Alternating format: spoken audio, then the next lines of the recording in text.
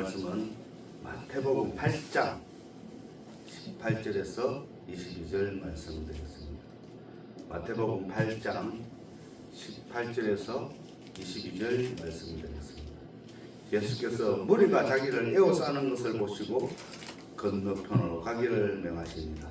한 서기관이 나와 예수께 아뢰되 예수님 선생님이여 어디로 가시든지 저는 따르리이다. 예수께서 이르시되 요도 굴이 있고 공중의 새도 거치가 있되 인자는 머리 둘 곳이 없다 하시더라. 제자 중에 또 한 사람이 이르되 주여 내가 먼저 가서 내 아버지를 장사하게 허락하옵소서.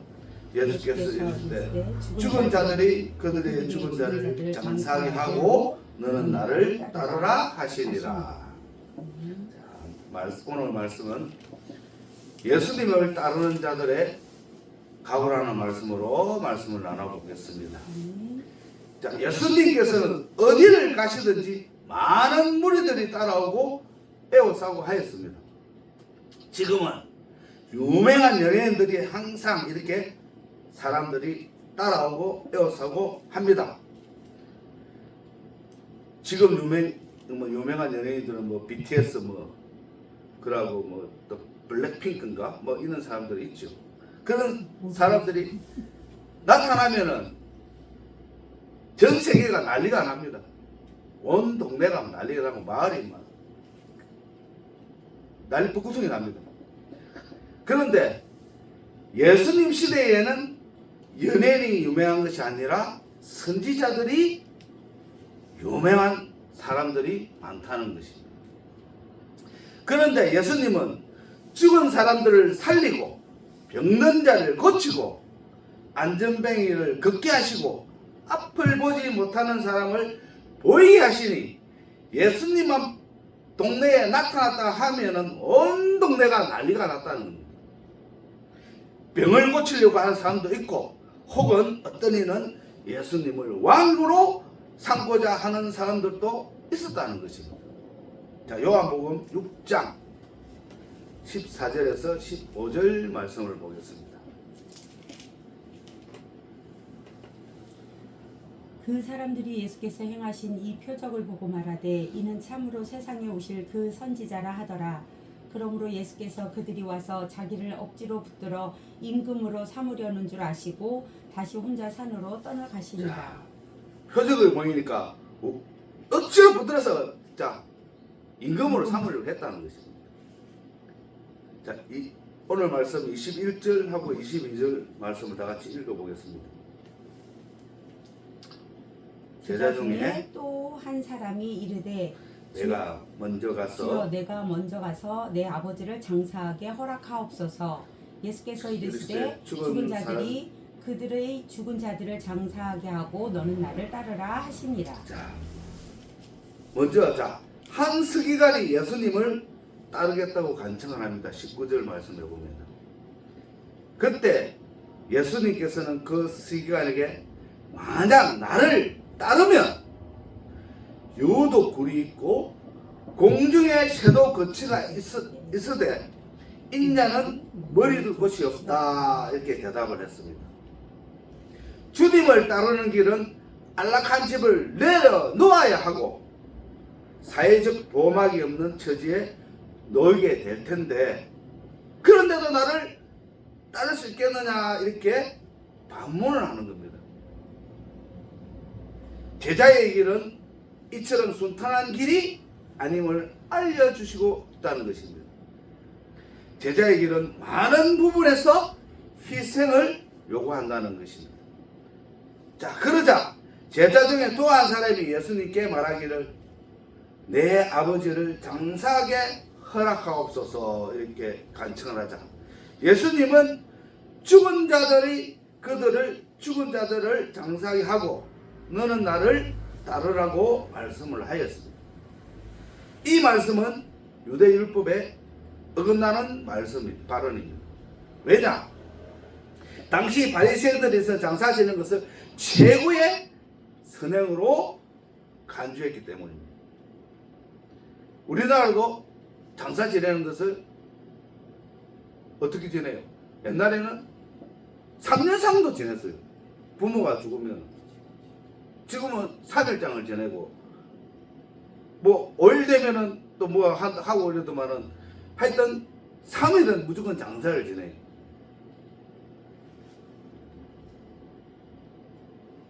그리고 부모를 장사 지는 것은 자식의 도리이기도 했습니다. 이렇게 갑작스러운 큰일이 벌어져도 흔들림 없이 예수님을 따르는 삶이 예수 제자의 삶이라는 것입니다. 본문 1절 말씀을 오해해서 부모님의 장례를 치르지 않아도 된다는 의미가 아닌 것입니다. 그럼 뭐 예수님의 제자들은 부모가 죽어도 제사도 뭐 장사도 안 지내고 아무것도 안 해야 되겠네. 그건 아니라는 거예요. 예수님이 강조하고 싶은 것은 예수님을 따르는 것이 최우선순위라는 것입니다. 그것을 말씀하고 싶은 것이에요. 그렇게 단호하게 예수님께서는 말씀을 하는 것을 잘 새겨 들어야 된다는 것입니다. 죽은 아버지의 상을 치를 수 있기를 요청하는 제자의 강구를 거절하신 이유는 예수님을 따르는 성도의 우선순위가 무엇이 되어야 하는가 대해서 알려줬다는 것입니다. 세상적인 시각으로 볼 때 죽은 부모를 향한 효를 다하는 것이 중요해 보이지만 하나님의 관점, 예수님의 관점에서는 그것보다 예수님과 함께하는 일, 예수님을 따르는 일이 더 중요하다는 사실을 알려주고 있습니다. 우리가 이 땅에 살면서 세상 일과 하나님의 일이 겹칠 때가 많다는 것입니다. 나름 두 일 모두 중요하다고 여기지기 때문에 그래서 무슨 일을 우선순위에 두어야 하는가를 고민할 때가 많다는 것입니다. 그럴 때 우선순위가 하나님의 일이라는 것입니다. 예수님께 물었던 제자 중 한 사람에게 아버지의 장례를 치르는 것은 다른 가족에게 맡기고 너는 나를 따르라고 말씀을 했습니다. 그 이유는 민수기 6장의 제사장과 하나님께 바치는 사람에게만 예외가 허용된다는 말씀이 있기 때문입니다. 자, 민수기 6장 6절에서 7절 말씀을 보겠습니다. 6절에서 7절. 예. 자기의 몸을 구별하여 여호와께 드리는 모든 날 동안은 시체를 가까이 하지 말 것이요 그의 부모 형제 자매가 죽은 때에라도 그로 말미암아 몸을 더럽히지 말 것이니 이는 자기의 몸을 구별하여 하나님께 드리는 표가 그의 머리에 있습니다. 자, 뭐라 말씀을 하나요? 하나님께 헌신하기로 작정한 기간 동안에 죽은 사람이 있는 곳에 가도 안 된다는 것입니다. 아버지나 어머니나 형제나 너희가 그리로 가서 부정을 타면 안 된다. 왜냐하면 그가 하나님께 헌신한 표가 그 머리 위에 있기 때문이라고 말씀을 하고 있습니다. 갑작스럽게 일어난 아버지의 장례식이 있었던 것처럼 내일은 우리의 시간이 아닙니다. 우리가 언제 이 세상을 떠날지 모르기에 영혼을 구원하는 일이 모든 삶의 우선순위가 되어야 한다는 것을 알려주고 싶었던 것입니다. 예수님을 따르면 두 가지 사실을 각오해야 합니다. 첫 번째로 제자의 길로 필연적으로 만나게 될 고난을 각오해야 한다는 것입니다. 두 번째, 예수님을 위해 모든 것을 포기할 수 있는 각오를 해야 한다는 것입니다. 이와 더불어 제자된 자에게 대한 전폭적인 신뢰, 곧 온전한 믿음이 요구된다는 것입니다. 이것 없이는 결코 제약된 세상의 풍랑을 헤쳐나갈 수 없다는 것입니다. 흔히 믿음은 누구나 쉽게 가질 수 있는 것이라고 말씀을 합니다. 믿음은 돈 없고 약자이고 큰 죄인이라도 누구나 믿을 수 있기에 가장 쉽습니다. 돈 많고 돈 없고가 떠나서 마음만 먹으면은 믿을 수 있다는 것입니다. 하나님이 네가 내 자식이 되라 하는 그 순간부터 어느 누구라도 된다는 것입니다. 그러나 흔히 믿음은 누구나 쉽게 가질 수 있는 것이 아니라고 말합니다. 믿음은 쉽지만 보이지 않는 믿음의 길을 가는 것은 오늘 본문 말씀처럼 많은 장애물을 통과해야 하기 때문에 참으로 어렵다고 말할 수 있습니다. 믿음의 강서는 사람들에게 열려 있었으나 쉬운 것 같으나 사실 그 길을 가는 것은 주님을 따라서 가는 길이기 때문에 쉽지 않다는 것입니다. 그래서 주님께서 주님을 따르는 길은 좁은 길이라고 말씀을 하고 있습니다. 예수님을 따르는 삶, 예수님을 따르는 길은 외롭고 고독한 길입니다. 여우도 굴이 있고 새도 거처가 있지만 나는 머리 둘 곳이 없는 그러한 외로운 길을 걷고 있다. 예수님은 자신도 그러한 길을 걷고 계셨는데 예수님을 따르는 사람들의 길이 평탄할 리 없기 때문입니다. 그러나 많은 사람들은 예수님을 따르면 분명 자신들에게 큰 이득이나 어떠한 유익이 있을 거라고 생각을 하고 있습니다. 그래서 요한복음 말씀에 보면은 많은 사람들이 예수님을 찾고 따라다니는 모습을 보면서 그들이 진정 예수님을 믿기 때문이 아니라 그저 예수님에게 얻어지는 육적인 유익과 필요의 체험에 대해서 관심만 가지고 있다는 것입니다. 요한복음 6장 26절 말씀을 볼까요? 요한복음 6장 26절 말씀. 예수께서 대답하여 이르시되 내가 진실로 진실로 너희에게 이르노니 너희가 나를 찾는 것은 표적을 본 까닭이 아니요 떡을 먹고 배부른 까닭이로다.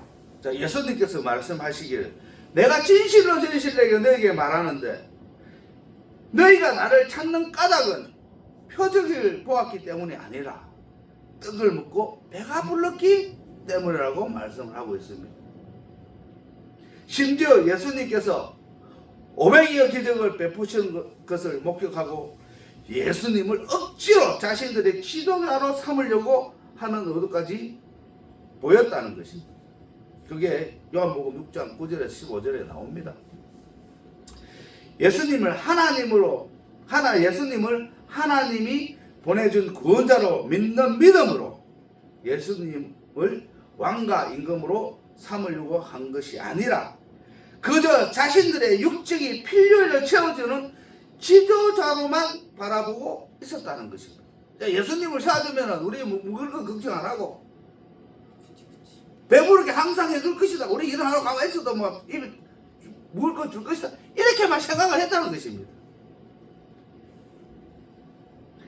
예수님은 기적과 이적을 통해 예수님이 하나님이 보내주신 메시아이면서 동시에 그들을 죄로부터 구원하시고자 하는 구속자라는 사실을 알려주었습니다.